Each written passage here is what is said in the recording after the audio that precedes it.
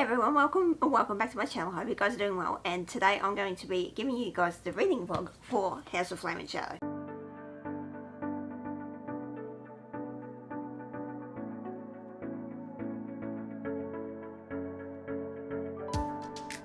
So this has been a long time coming. This is probably one of my favourite, well, probably and most anticipated books of 2024. So I bought this on day one, and I think it took me about 3 days to devour this. So not as much. It definitely took longer than the second book did. I'll explain why towards the end of this video, and you'll probably hear my explanations in the clips. I think, I'm not too sure, but I'm sure we'll come to that. So this obviously will have spoilers in it. It's going to be spoiler filled from the get-go, so this is your warning, or if you don't care, that's fine too. So without further ado, let's get into my thoughts on this book here. Hello, so it is much later in the evening, obviously, so it is now 12:30 the next morning, and I wanted to give a reading update. So I'm now up to page 226. So I'm quite enjoying it so far. I'm not devouring it as much as I thought I would. Probably because I want to savor it so much. Like the last time when I read the second book, it was so quick. I pretty much finished it in less than a day. I pretty much finished it in like a day and a half. So I'm definitely not going to do that with this one. But I really quite enjoy it. I'm loving the Akatar crossover. It's so good.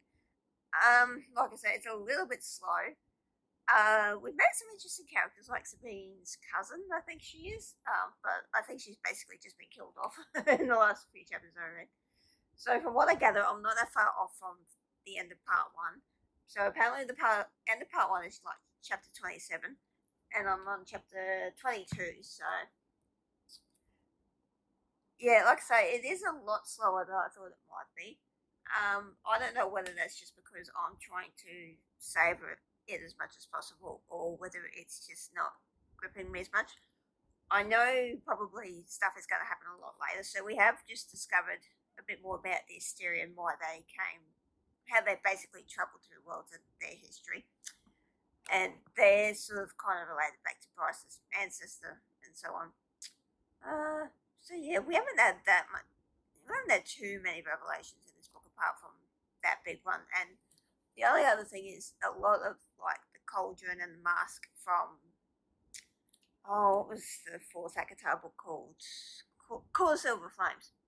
So we always apparently they're all linked, like the cauldron and the mask, and they became like these objects. So that was interesting to learn. But yeah, that's what I'm up to at the moment. Like I said, I haven't got too much to say about it at the moment. Like I'm only like 200 something pages into it, and it's like 830 page book, so I'm probably not going to get any more read tonight. But this is a nice little chunk I think I've made so far. I don't think I've read too much at the moment because it has been quite hot, so I haven't really been sitting down too much and reading as much as I probably would be normally. But yeah, so that's what I'm up to at the moment. I know Sasha's just finished it and she gave it 5 stars, so I'm hoping this will be a 5-star read like the second book was, because yeah, like I said before, it is a bit slow at the moment, but hopefully now that sort of as the plot gets moving a bit more, it will pick up the pace a bit. But so far I'm enjoying it, so yeah, that's what I'm going to leave it for now, and hopefully I shall have more of a reading update hopefully tomorrow night. Hey guys, so it's now 6 p.m. on the next day, so I'm now up to part 3. So I'm on to page, I think it's like 580 something. I know the book's out there somewhere. I'm not gonna lie, this is a little bit slower than I thought it might be. Like the second book, I cruised through that. I don't know whether it's because I'm trying to process the fact that there are so many different POVs in this, or whether it's just because some of them I don't care about. Like it's Ethan or Ethan. Like I'm finding I really don't care about his partner story. I really don't. I'm like, can we just get to the next part, please? A couple of things I did. Some of the plot twists I have liked though. Pinetest kids. Her and Rude. Oh, I shit them so hard. I shit them hard. Hunt being the son of Princess of Hell. Excuse me. What?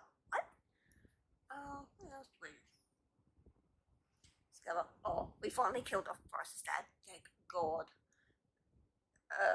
It's just so many. Oh, well, I had a theory in the Discord yesterday that she'd die. She did, but then she got brought back to life.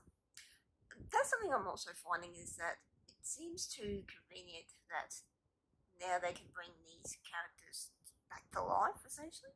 I'm like, when was this established? Like, was it established in the previous books? I have no idea. Definitely not in the first book, that's for sure. So yeah, that's a bit odd. But yeah, like I said, I'm up to part 3 at the moment. I'll definitely get it finished tonight, because I think I've only got like maybe 250 pages left. Maybe 3, I think. I don't know, I haven't counted. So I don't know what I'm going to rate this at the moment. It'll probably be, I'm leaning to maybe a 3.5. Hopefully the last part will change that up to a 4. I definitely don't think it's going to be 5 stars. I definitely don't think so. Probably 4.5 if it's very lucky. Yeah, I'm gonna say I'm a little bit disappointed. I'm not disappointed that I'm not enjoying this as much as I thought I might, but yeah, it's a shame. But so at the moment, I'm probably sitting on about a 3.5 star minimum for this book. Yeah, I don't know whether it's because there's too. I feel like I'm getting too much information, and like the fact that we've got ACOTAR, the crossover now too. I think that's kind of confused me a little bit, because I watched Baker's recap and she said that she kind of wishes that this series was set up first and then crossover, and I kind of see where she's coming from now as well, because I'm thinking like, you're trying to connect the ACOTAR characters to this cast of characters, and I knew they'd all be intertwined at some point, but so yeah, like I say, 3.5 minimum rating at the moment. I'm sure shit's going to go down in part 3, because we've just found out that the Asteria basically missile like this entire part of Midgard. So I'm like, yeah, shit's about to get fucked up. So yeah, so that's all I've really got to say at the moment. Yeah, so hopefully the rating of this book does pick up, because I really, really want it to. But we shall see. We shall see. Not exactly 5, as I knew. I knew it wouldn't be exactly 5 stars. So I'm probably going to come back at the end of the video with more structured thoughts after I've gone away and had to think about it. But as I'm coming to now, definitely 4 stars. Not quite 5. The pacing of this was a little bit too slow for my liking, as I said earlier. What else? Okay. So I love how there was a crossover between the ACOTAR series and this one, obviously, because, as you guys probably know, in the Throne of Glass series, if you've read that there was kind of a hint of a crossover in the last book. So I reckon that was pretty cool. I reckon she could have utilised the ACOTAR characters a bit more, because basically the whole first part of this book is basically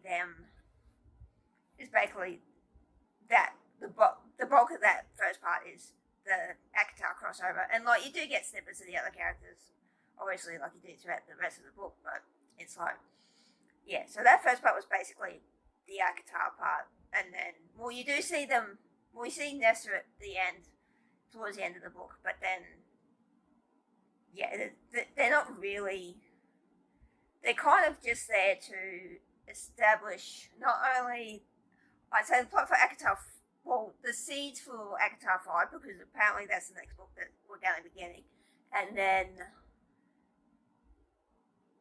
what else? So it's seeds for the next ACOTAR book. But also it's, I've totally forgotten what I was going to say. I'll probably think of it later and come back with my second part of that thought in the review towards at the end, but yeah, so I definitely think that I kind of wish the ACOTAR characters featured not just for that one part, and then not just for part 1, but then couple parts at the very end. I kind of wish they were in it a bit more, but obviously being Crescent City, that's, you know, that was obviously Sarah's choice. So the only I loved the way probably the maybe last third of the book happened. So basically from part 3 onwards I really enjoyed. We finally got the pace ramping up a bit more. We got a bit more action. I feel like that's, like, don't get me wrong, there was action scenes scattered throughout, but I definitely feel like this needed a lot more because I felt like it dragged for just a little bit too long, which is probably why I'm only giving this 4 instead of 5 stars. Obviously, there are going to be people who give this 5, but unfortunately, that wasn't the case for me. I liked Lydia as a character. I reckon her development was really, really great. So apparently we are supposedly getting a 4th book in this series. The way this was wrapped up though, I kind of feel like it's not really necessary. I feel like it'd just be a filler book, pretty much, unless that's setting up plot for maybe ACOTAR 6 or what not. I don't know. Yeah, I don't really, to be honest, I don't see the point of having a 4th book. I reckon this probably rounds it up pretty well. But if she wants to write a 4th book, obviously I'll read it. But yeah, Lydia and Maroon are my new OTP. They are the GOAT. They are awesome. I love them. I love how Bryce and Hunt got their ending. One thing I will say is that I was totally expecting Bryce to die in here because, like, she nearly did. But I think that at the end, even though it was a nice little, the way it ended was quite nice, with Jessica basically giving her life for her because she's lived so long, and I understand that, but I kind of felt like the fact that she came back, it wasn't just her either. Lydia, I thought she was going to die, but then she got brought back to life. To me, it kind of felt like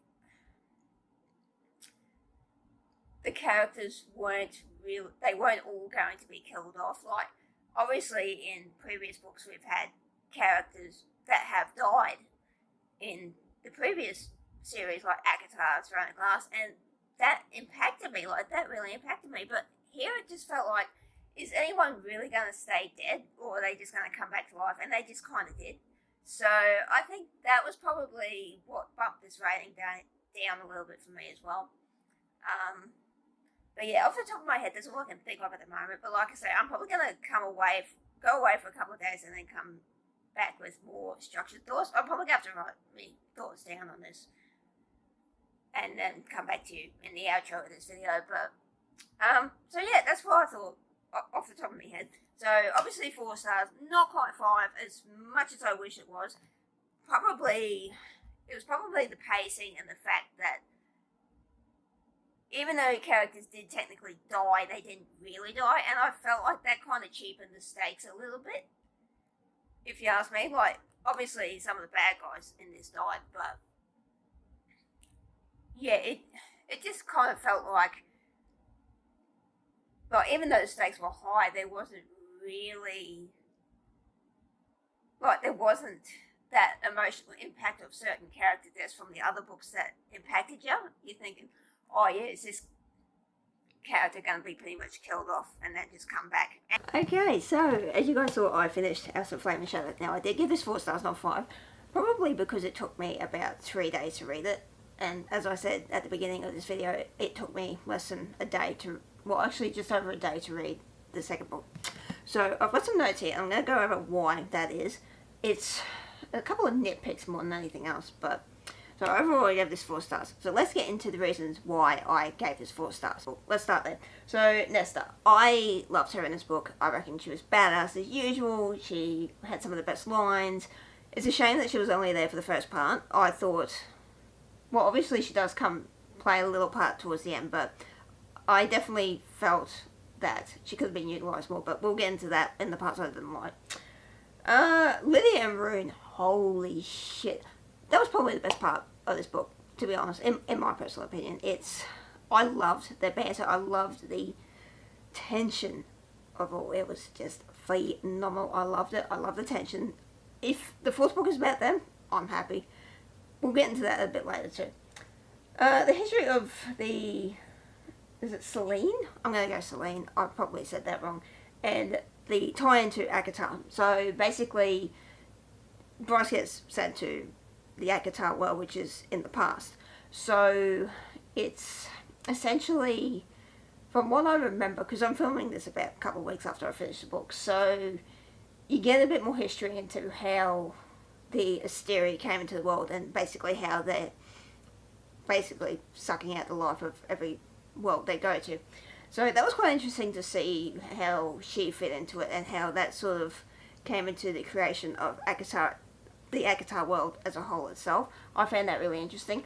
It's, like I said, it's been a couple of weeks since I've read it, so off the top of my head, that's what I remember. But I did find that quite interesting. Now, Bryce's dad and Sabine getting what they deserved, or as I put here, they're just desserts.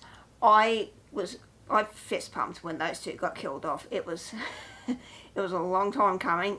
Just the way I just thought, can you just die already, please? Just go, shoot fly. I loved the way they were taken out. I think it was awesome. I loved it, and the fact that Bryce got the killer dad, and then what's the wolf dude name? I think he was one of the characters I didn't give a shit about, really, but we'll get into that. Boring! I liked that the wolves took Selene out. It was awesome. Oh, I think they did. Did they? Oh, no. I'll put the editing note in there. So, yeah, those two getting their just desserts was great. Loved it. Okay. Hunt being related to the Prince of Hell. Huh? I think the reaction there at Discord was basically, George Rock. It was phenomenal. It was great. I sort of sat there for about 5 minutes going, okay then, that's great. I loved it. I loved that twist. It was so awesome. And finally, the action scenes. Sarah J Maas knows how to write action scenes. Most of them, apart from one, I'll get to that in the parts I disliked in a second, but I love the action scenes. It was intense. She does good action scenes. I'll give her that. They were fantastic. I loved them. Like I said, apart from one, but the point of view jumps. There was way too many in this book, to be honest. So, basically, I think that's why it took me so long to read it. A lot longer than book 2, because not only in a single chapter do we get maybe 3 point of view jumps, it's, you'll get maybe a paragraph and a half about a character, and then you'll go to the next point of view. And then the third, all in the same chapter. I think that's what broke the pacing of it a little bit for me. Like, some of the characters, I think it was one of the wolf dudes, I did not give a shit. I did not care about his character. I was like, can we just... I think I skim-read some of those chat parts because I was just bored. Let's just leave it at that. I'd say the halfway point. It felt lacking. Because, especially since I'd only just reread the first book prior to this one. I did plan to reread the second book, but it didn't happen. So, yeah, their reunion felt lacking to me. I felt there was more emotion in the scene from the first book where she essentially tries to sell herself to this other angel. I forget her name already. That's how bad I am with remembering this at the moment. But I felt more emotion in that scene than I did with the reunion. I'm sort of like, where's the tension in this? Like, you've been apart for how long? And there's no tension? Like, where's the tension in this? Just, just, no. Characters being killed off and then just being brought back. That felt like there was no stakes in this. So basically it's one of the tropes that I've been seeing sometimes where characters can't stay dead. And it feels like there's no personal stakes in this. Like, I think maybe at least 2 characters off the top of my head were killed off and then brought back to life. Like, so one was the one who could overthrow Sabine, and then Lydia. So Lydia essentially died, but then she got brought back to life. I'm sort of thinking, and I felt emotion when I realised that she died. I'm like, oh my god, like, how dare you? But then she just got brought back to life anyway. I'm like, so it felt like there weren't enough stakes in this book to make it feel tense enough. Does that make sense? I hope it does. But yeah, it just felt like it. She was bringing characters back to life just for the sake of it, and that just got a bit too boring for me. So on the point of Sabine's lost heir, she didn't really have much relevance to the story. I thought that was a great idea, but it needed to be explored more. So really, I think she was a great character, and like, I thought she would be the one to overthrow Sabine, but she wasn't. Essentially, she got killed off and then brought back to life as I'm not saying zombie, but that's what I'm going with. She got brought back to life essentially and was evil. So we're going with zombie. Fuck it. Yeah, it just didn't feel relevant in the end. It just felt tacked on. I don't feel like it did a lot for the story. It probably served more of a purpose to elevate the other guy. Like I said, I don't remember his name. I don't think I really cared that much about him, to be honest. I know some people in Discord did, but I just didn't. So, yeah, it just felt kind of pointless, that storyline, to be honest. Okay, probably one of my biggest grievances. The fact that the ACOTAR characters didn't have much. Well, okay, so Nesta does appear at towards the end of the book, right? To help Bryce, essentially, and to sort of trade the parents off. But I would have thought they would have been involved at least.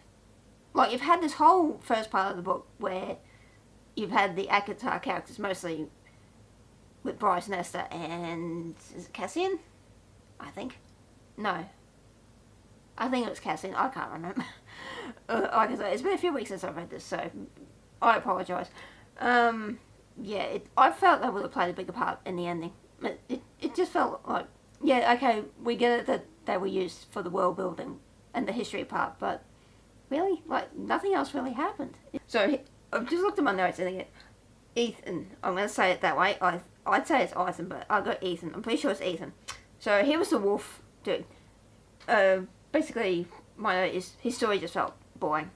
I did not care. Like I said earlier, I pretty much read half of his stuff because I did not care. I just didn't. I didn't care. I'm bored. Final point I have is the ending. So the way the Asteria were defeated, it kind of felt lackluster to me. It didn't have the same tension as the first book did. So the first book also had a fight, but that felt more impactful than this did. Like, and again, I'll bring back to the thing of the characters dying and then being brought back to life, essentially. So, in the end, Bryce nearly dies, essentially. And I thought, oh no, she's gonna kill her off. And, like, okay, well, that would be a sacrifice. Like, that would have felt impactful. But then she gets brought back to life anyway. I'm like, ugh.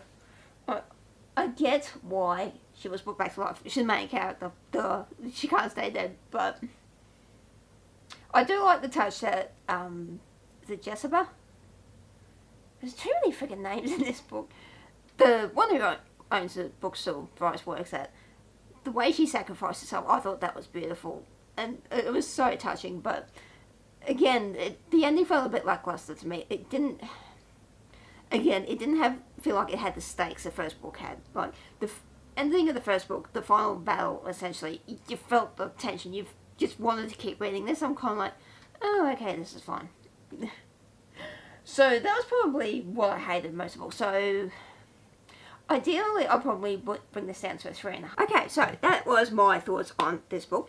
So, in terms of a fourth book, because so it was probably suggested that because there's essentially 4 houses of Midgard, so we've got House of Earth and Blood, Sky and Breath, Many Waters, and Flame and Shadow. So we've had Earth and Blood, Sky and Breath, and Flame and Shadow. So the idea was that people thought there might be possibly a 4th book, and I think there is, but do we need a 4th book? If it was about Rune and Lydia, yes, I'd read the shit out of that. Any other characters? Probably not. So I reckon this book probably needs it needs to stay 3 books, but knowing Sarah J Maas, she probably will write the 4th book, obviously because the 4th ACOTAR book got released before all this, and I think she's in the process of writing book number 5 of ACOTAR, so yeah, so it'll be interesting. So that is my thoughts on that. So let me know down in the comments what you guys thought of it if you read it. I do want to hear your thoughts, because like I said, there were a few nitpicks of this that I definitely felt like could have been trimmed or cut out or rewritten, essentially. But that is where I will leave this video here. Thank you guys so much for tuning in. If you liked it, as always, please do give it the big thumbs up and subscribe to me if you haven't already. And I shall see you guys in the next video coming very soon. Bye!